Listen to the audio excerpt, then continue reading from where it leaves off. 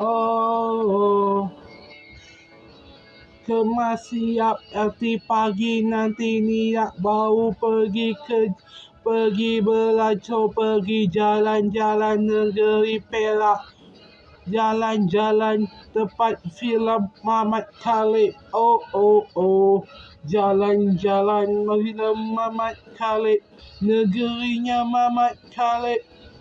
Agak-agaknya Mamat Khalid, kubur dia di mana ku tak tahu, lebih baik tak payah pergi kubur.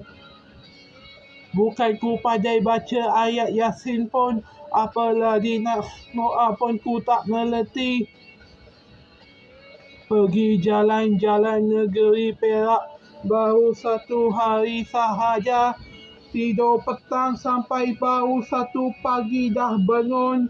Terus mandi buat video sahaja, itu sahaja. 1 kali sahaja tak apa. Jangan pula buat lagi lagu pun susah. Bangun-bangun tengok nasi goreng penghangatkan takut basi. Basik baik ada ayam, basik baik nampak okey, boleh dimakan terus perhangat sahaja. Memang gitulah cerita dia. Punya buat lagu kerja cita-cita tak dapat lagi. Ini guna nama lain, nak beli handphone baru ke belum lagi. Kena tunggu lagi lah berapa lama, aku sendiri tidak tahu. Ku lagi bingung buat lagu, lagi bingung. Bingung lagi tengok video apa tak jelas. Video apa ini, keluarga kaya ambil anak angkat. Kakakku penjarakan adik dia benci kakak dia. Baru cek kenapa, padahal itu penjara yang selamat. Kakak sendiri dah cek, rupa-rupanya panduan itu dapat senjata tajam daripada pesaing bisnes. Dia apalagi bermusuh, apalagi mula batalkan kontak. Tapi dia tidak sangka adik angkat dia juga adalah pengintip.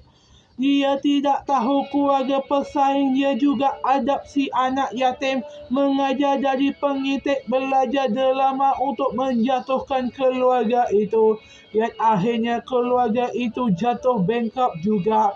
Yang adik dia sudah tahu tapi adik dia tak peduli sama dia. Adik dia pun kahwinlah dengan orang yang dah bankruptkan keluarga. Dia pun sudah rasa keluarga dia busuk, yang tidak sudi bersama keluarga itu. Biar bankrupt sendiri, jangan bawa-bawa aku. Ia itu sebab wanita tu rasa adik lelaki kandung dia tak bersalah. Yang bersalah tu emak dengan ayah kandung dengan kakak kandung dia sahaja. Lelaki itu lebih tahu kebenaran busuk keluarga ini sama pelayan dia. Akhirnya keluarga itu jatuh juga akhirnya. Yang dia mula sedar menyayangi keluarga kandung yang tidak suci adalah kesilapan. Lebih baik ikut keluarga kandung, keluarga yang dah jatuhkan dia. Apatah lagi keluarga itu sangat baik.